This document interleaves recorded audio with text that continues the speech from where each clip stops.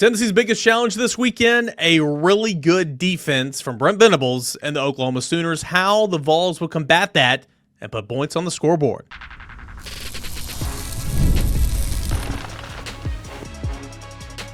You are Locked On Vols, your daily podcast on the Tennessee Volunteers. Part of the Locked On Podcast Network, your team every day. Good Tuesday morning, everybody. Welcome into it, your Tuesday morning Locked On Vols. I am your host, Cain. Thanks so much for being here, making Locked On Vols a part of your morning routine, your first listen, your first watch each and every single morning. We are a part of the Locked On Podcast Network, where it is your team every single day. Today's episode is presented by our friends over at Game Time. You can download the Game Time app, create an account, put in the redeem code LOCKEDONCollege for $20 off your first purchase. A lot to get into here on today's show. Mailbag questions, a lot of good ones coming up later in the show. Tony Vitello issues a statement on the hiring of Josh Elander. Elander's introductory press conference was Monday morning, and man, I thought he knocked it out of the park. No pun intended. But before all that, let's take a quick look at the Oklahoma Sooners, Tennessee's next challenger on the gridiron. And of course, all these games from here on out, as we've known since the loss to Alabama, these are de facto college football playoff games because you've got to keep winning. If you are going to make the college football playoff field, you are not going to do it with 3 losses, in my opinion. You're just not. At least 1 year of history tells us that. Now, the league's a bit different this year. There's a lot of parity, so potentially, where you are, some teams might be valued higher than others.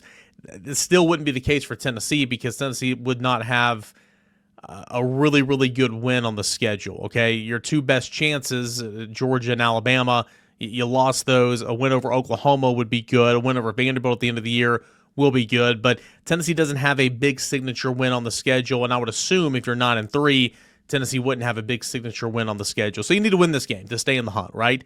And, again, you're not going to make the college football playoff on Saturday if you're Tennessee or Oklahoma because Oklahoma still has 2 losses as well. But you can lose your spot in the field for sure. So big game all around for Tennessee and Oklahoma on Saturday at Neyland Stadium. Going to be a night game at Neyland. Really excited about that. Dark mode activated day after Halloween, so that's going to be really exciting, really fun. Hopefully that'll create some juice in the stadium, some more juice. There's going to be plenty of it because Tennessee hasn't been home in forever. It'll be number 14 Tennessee, number 18 Oklahoma. Tennessee, of course, or both teams rather, 6-2 identical records. Tennessee 3-2 in SEC play, and you have Oklahoma that is 2-2. And our friends over at FanDuel Sportsbook had this game at 3.5. It's at the beginning of the week. It'll be interesting to see kind of what this game looks like. The Football Power Index gives Tennessee a 23% chance of making the college football playoffs. Oklahoma, a 19.4% chance to make the playoff. Of course, if either one of these teams win out and finishes 10-2, that percentage would go to around 90% that we remember. Tennessee, again, coming off a win over Kentucky. It was Oklahoma that fell to it was Oklahoma that fell to Ole Miss 34-26. At home. Oklahoma owns wins over Auburn 24-17 and South Carolina 26-7 in Southeastern Conference play, while having lost to the Rebels and to Texas a couple weeks ago in the Red River rivalry 23-6 on a neutral field in that one. So, it's gonna be a good one. Storylines galore. We know all about Josh Heupel, his history with Oklahoma, his alma mater, where he went and won a championship, where he coached for 8-9 years, whatever, how he was let go. We know, that was the big talking point last year, obviously, as he went back to Norman, and he got that win, which I thought was very important for him.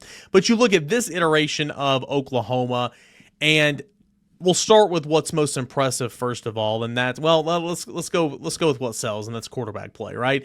John Mateer was playing like one of the best quarterbacks in the country prior to his injury. He injured his thumb on his throwing hand, and he had surgery, and he was back out on the field, 17 days later?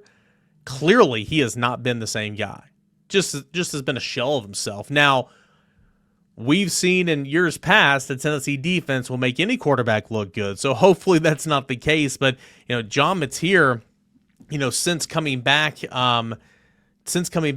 from his injury, he's averaging 191 yards through the air. Oklahoma in those 3 games since John Mateer returned, averaging 311 yards of total offense, 191 yards through the air, and 198 yards on the ground. Oklahoma overall, as Michael Hankins Jr. filled in for him while he was out.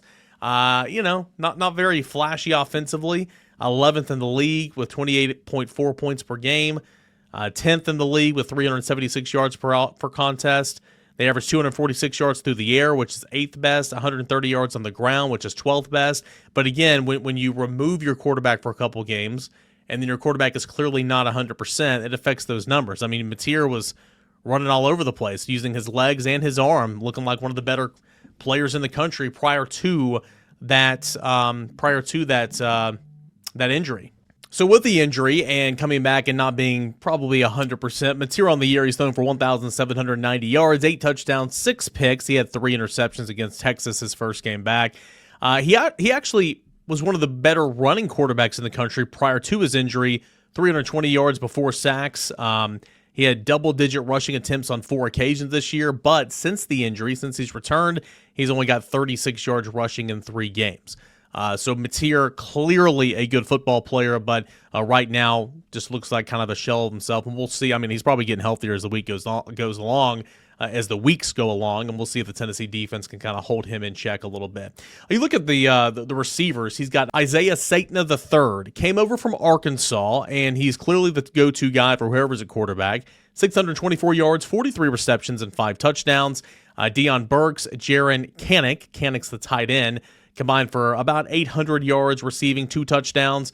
Keontae Lewis has 2 touchdown receptions, and that's kind of the highlights of the receiving options. On the ground, this is one of the biggest mysteries to me for Oklahoma. You brought back Javonte Barnes, who was kind of their guy last year.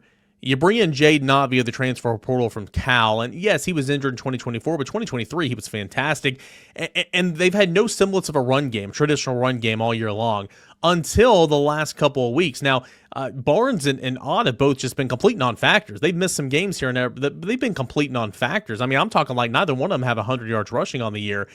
You have sophomore Xavier Robinson, who scored twice off 9 carries, 109 yards against Ole Miss. Noteworthy. That was this past weekend. And then 2 weekends ago against South Carolina, 19 carries, 101 yards, and a touchdown for freshman Torrey Blaylock. So looks like Oklahoma's traditional run game is getting going a little bit right now. Offensive line, 17 sacks, about middle of the conference.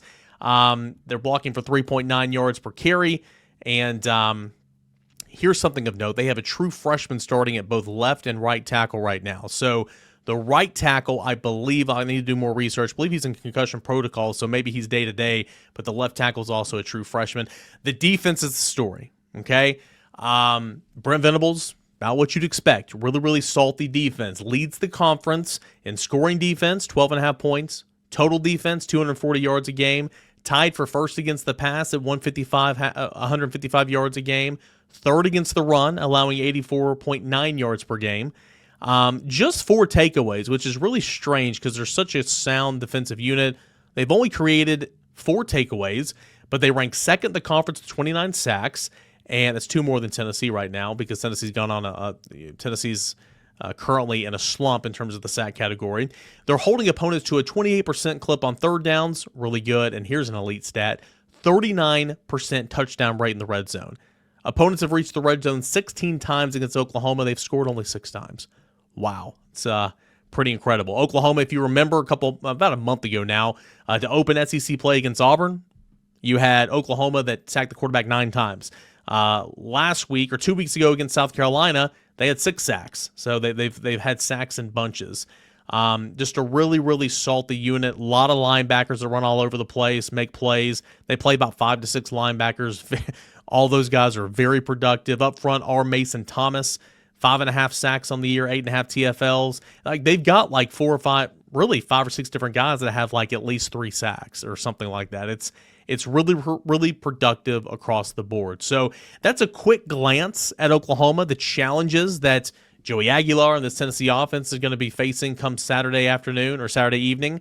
And it's up to Josh Heupel and Tim Banks, Joey Halsey as well, to make adjustments and figure out a game plan to go and find a win against Oklahoma at home to keep the playoff hunt alive. When we come back, Josh Elander introduced to the Tennessee fan base at an introductory press conference on Monday. Thought he crushed it. I'll tell you why. Tony Vitello had a statement to VolQuest about his thoughts on Elander getting the job. We'll tell you what that says when we return right here. It's your Tuesday morning Locked On Vols. The NBA is back, and there's no better place to get in on the action than over at FanDuel. It is the official sports betting partner of the NBA. Even if you missed the start of the game or want to ride the hot hand, FanDuel has live bets on everything from who will score next to fourth quarter comebacks. Plus, you can even combine your live bets into same-game parlays for a shot at a bigger payout. It keeps the game, every game for that matter, more exciting, especially when your team's making that late game push. Right now, FanDuel is giving new customers $300 in bonus bets when your first $5 bet wins. So head on over to FanDuel.com, sign up, play your game with FanDuel, the official sports betting partner of the NBA, and it's where you can make every moment more. That's FanDuel. All right, guys and gals, welcome back into your Tuesday morning Locked On Vols. Appreciate you for being here and making us a part of your morning routine. We'll have your mailbag questions. We try to do that every Tuesday right here on the show. That is coming up in segment number 3. All right, Josh Elander was introduced to the Tennessee fan base, introduced to the media. Of course, we know who he is, as the 26th head coach in program history. And if you don't follow Tennessee baseball very closely, maybe just a casual fan or whatever, you probably have no clue who Josh Elander is outside of he was Tony's top assistant, right? They are two different people, completely different. I thought that they worked very, very well together for the last 8 years. Really, really close. And Josh Elander had a lot of great things to say about Tony Vitello, just expressing his gratitude, his thankfulness for Tony taking a chance on him, right? I mean, he hired Josh Elander to come here, and he gave him a shot, right? He spent some time at Arkansas. He played at TCU, so he was around Tony a little bit before Tony got the job. But, I mean, this is a guy that he owes everything to, really, in the coaching profession. And he mentioned Dave Van Horn. He mentioned his head coach in college, Jim Schlossnagle. He mentioned all those guys when he was giving thank yous. But a lot of great, heartfelt things to say about Tony Vitello, as you would expect. He thanked his family, his wife, his girls, past players. Had a message to future players about how, hey, we're on the hunt, we're going. He addressed his team, and the team. I would imagine pretty much 90% of the baseball team, if not every single member, was there. I mean, they were, on the side of the North Studio and flowing out the door there. I mean, it was a packed house, and it was really, really cool to see. And we always say, like, did he win the press conference? Did he win the press conference when talking about new coaching hires? And typically, it'd be hard-pressed to not win the press conference. I think Adam Gase maybe is the only coach I can think of off the top of my head that did not win the press conference when he was introduced, right? And, of course, that was the National Football League. But I thought he did a fantastic job. I did. And he was clear. He was directive in what he wanted to say. He was descriptive.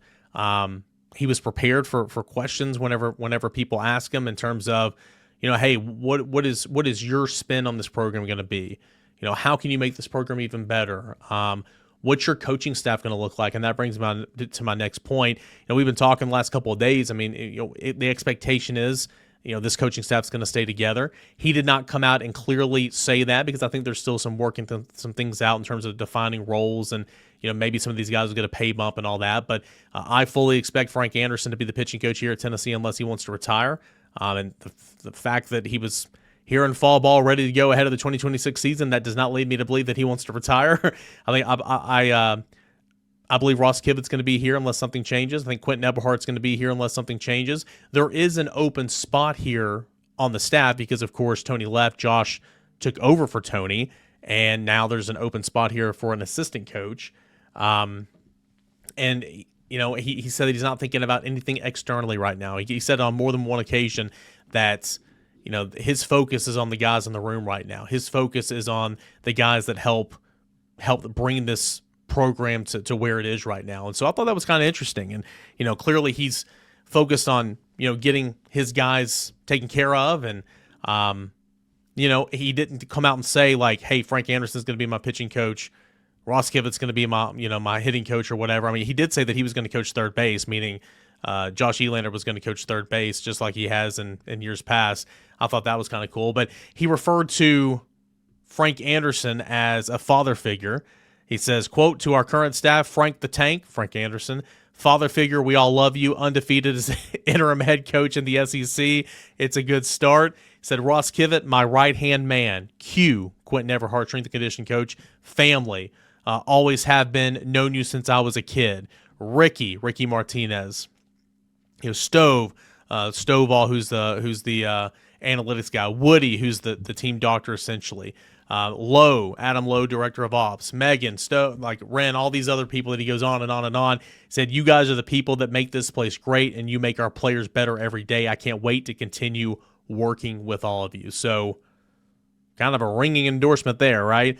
So again, we'll continue to look like what his staff as it takes shape, and who's in what role and all that. But fully anticipate, outside of Tony Vitello, most of everybody that's here is going to remain here for the most part.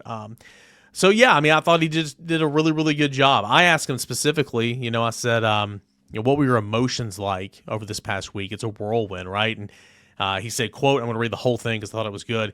So he said, quote, it was all over the place.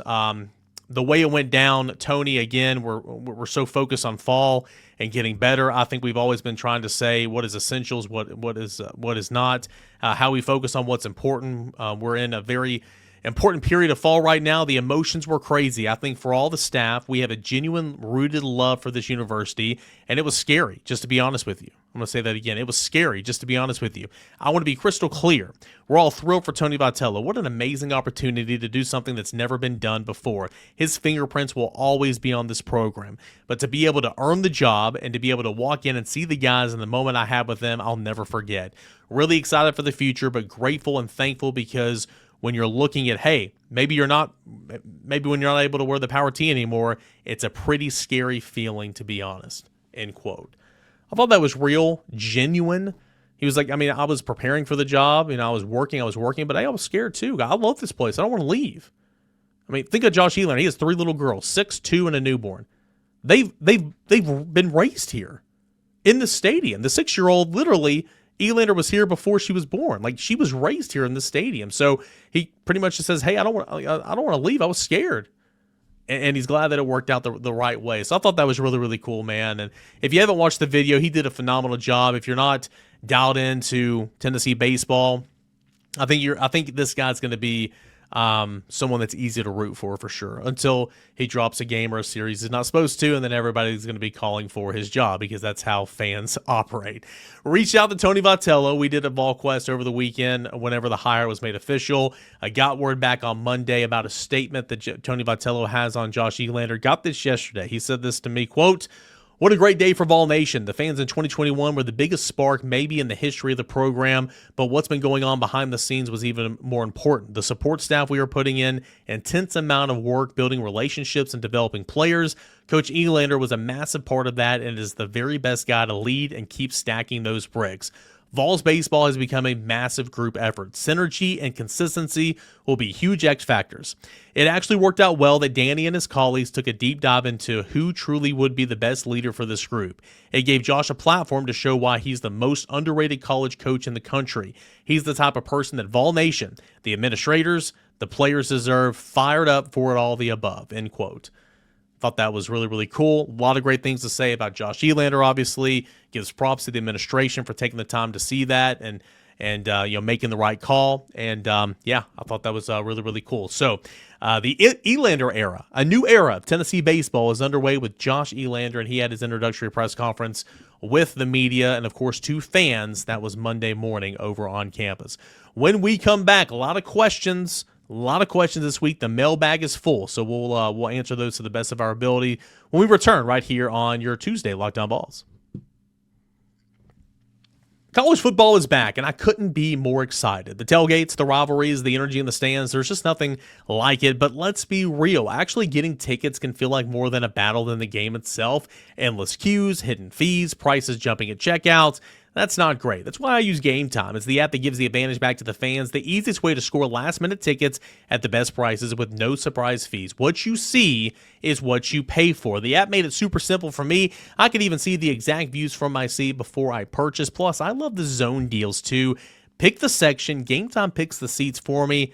And I say big. You should try that out as well. Take the guesswork out of buying college football tickets with Game Time. Download the Game Time app, create an account, put in the redeem code LOCKEDONCollege for $20 off your first purchase. Terms apply. That promo code is LOCKEDONCollege, LOCKEDONCOLLEGE, for $20 off. Swipe, tap, ticket, go. Download the Game Time app today. We got a final segment left here on this Tuesday morning. Locked On Vols got a really fun week coming up. Award Wednesday might have to get shifted to Thursday because currently scheduled to do a crossover for tomorrow's show. So hopefully that gets done. We'll catch up with the guys from Locked On Sooners. Really, really good guys. We'll get more in-depth look at the Sooners of Oklahoma. So that's coming up. I got a fun interview, hopefully, along with Josh. Gosh, Thursday show might be all interviews, but it'll be good. We got Boogie Friday. Loads to get into here on this week's Locked On Vols. All right, let's start with the questions. We'll go to Roba22 Vols. First, I want to make it clear I absolutely love the hire of Josh Elander. It's what I hoped for. However, I do have a question about the quotation marks search. Since this happened so quickly, do you know if other coaches were actually interviewed or if it was clear to Danny as it was to everyone else as the next head coach was already on staff? Kevin Schnall, Coastal Carolina, interviewed on Friday. You have Josh Elander, who also interviewed on Friday. You have I don't know of anybody else, to be completely honest with you, that actually got a quote-unquote interview, but I mean, as Danny White said on Monday, I mean, they vetted several candidates, vetted a lot of candidates, a lot of coaches that were out there, and I don't want to say put feelers out or anything, but I mean, they vetted, went through the process, did their homework, their research on several guys. But at the end of the day, when it came down to it, I kind of like, what you just said. I think Danny, once he got in a room and talked to Josh Elander and kind of heard his vision and heard what he was all about, I think it was a no-brainer. Plus, you couple in to the continuity aspect, to what everybody wanted to happen. And to Danny White's credit, you cannot make a hire on what the public perception wants, okay? But in my opinion, you got to be wary of that. Like, you got to be aware of that. You got to know what everybody's thinking and what everybody's wanting and all that. You can't just make a hire on that stuff. But if all's the same, and I don't think all's the same here. I think Elander won this job. I think he won the interview. I think he earned it, right? I think this was his job for sure.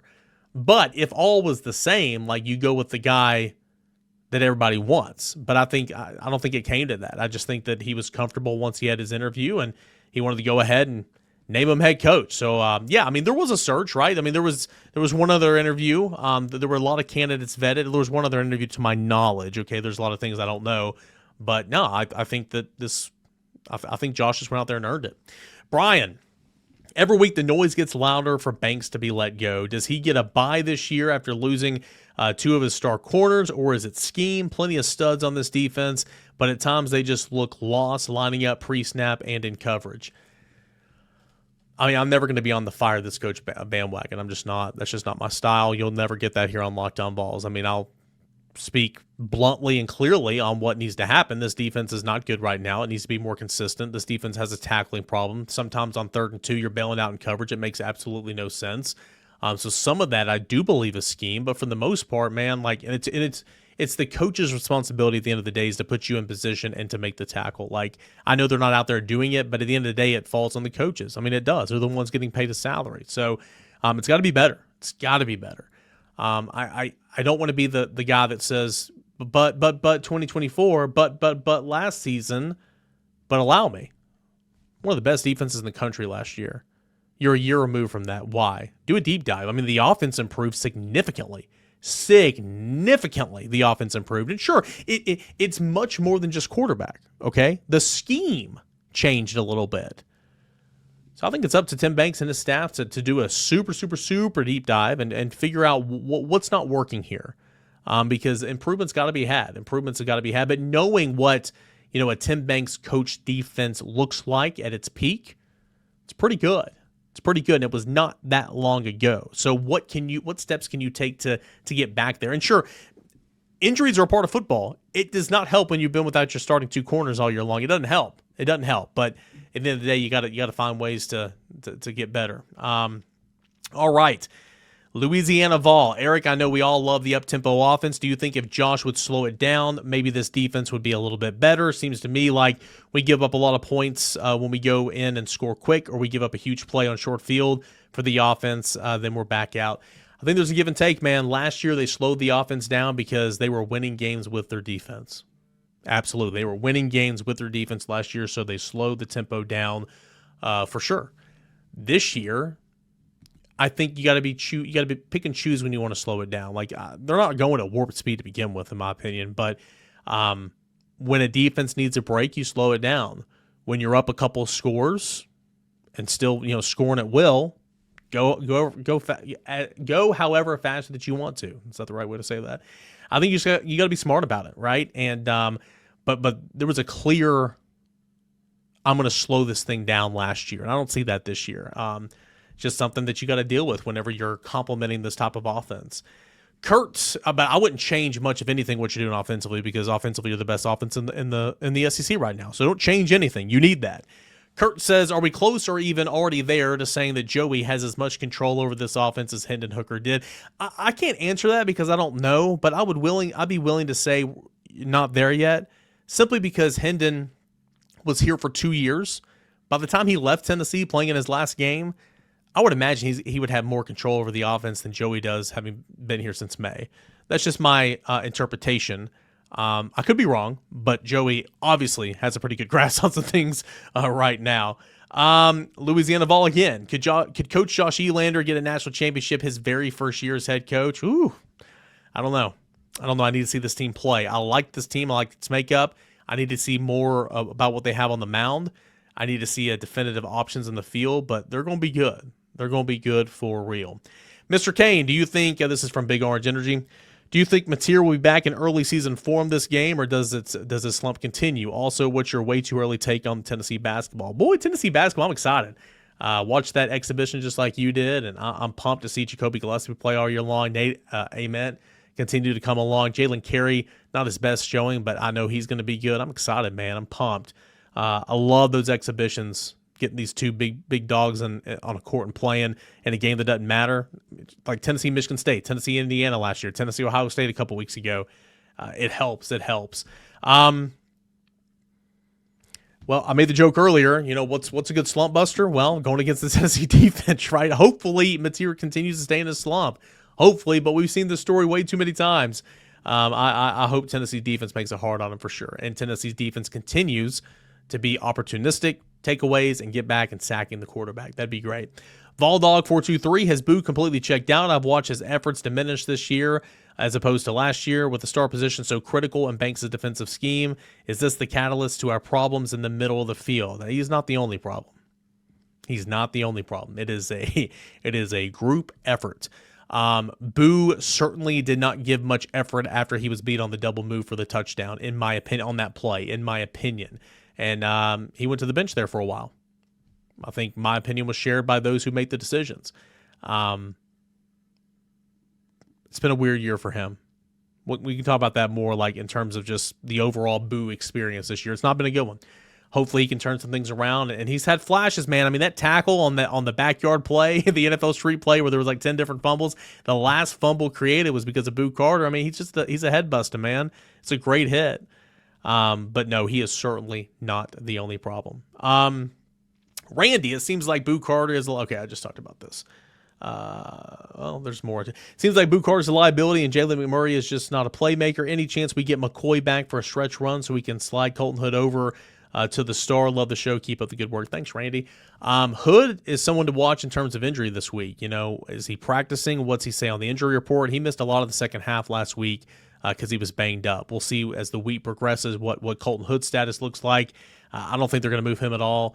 If McCoy comes back, which I certainly still think it's a possibility, I don't think you want to do musical chairs back there this late in the year. But then again, what do you have to lose? And plus, McCoy's not going to come back playing 70 snaps a game. But, at this point, maybe it's worth looking into. James, on the D1 pod, Chris Burke, said his only concern with the Elander would be his ability to go get the biggest big fish in the transfer portal when you're going head-to-head with guys like David Van Horn, Schloss, Jay Johnson, etc. Thoughts on this? I think it's valid. I do think it's valid. Does not mean that he can't do it, but that was Tony Vitello going head-to-head, right? I mean, Elander played a part in it, but the closer, the ace in the hole was Tony. Josh has never been a head coach before, so he's not Schloss, he's not Dave Van Horn, he's not Jay Johnson, he's not Tim Corbin. Like, he's none of those guys. So, I mean, I think that's valid, but it's just because we haven't seen him do it yet. Let's see what he can do. Any chance you get Berkey on the pod this week? Tune in later in the week, my man. At least it's scheduled right now. Tune in later in the week.